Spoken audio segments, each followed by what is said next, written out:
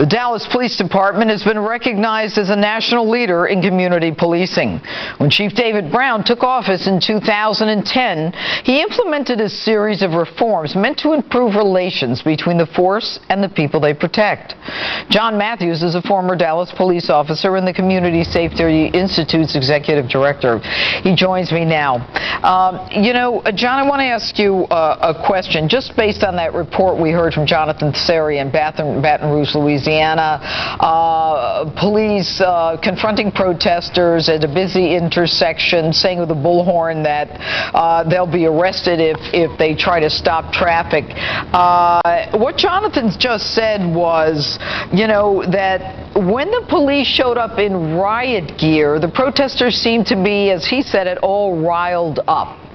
Tell us what the impact of things like riot gear and other, protections that the police need in the event that they are now being targets of assassins. How does that impact their ability to engage in community policing?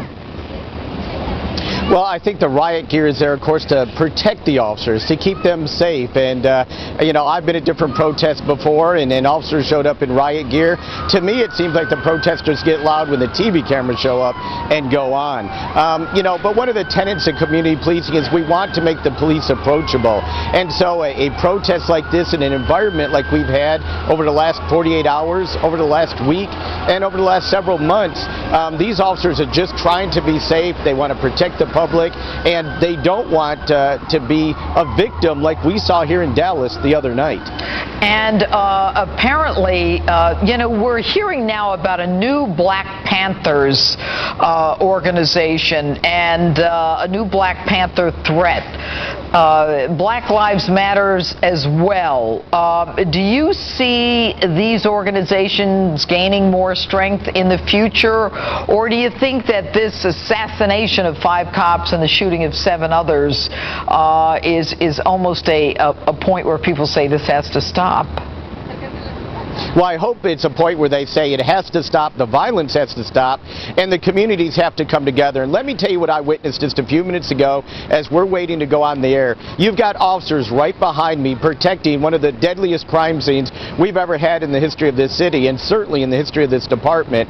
The tensions are very high. These officers have not even had an opportunity to grieve for their fellow officers. They're guarding these posts, and citizens are coming up to them, and they're giving them water, and they're giving them hugs. And a few minutes ago, I saw the cops take time, move the barricade over, and took pictures with the group of kids who came by.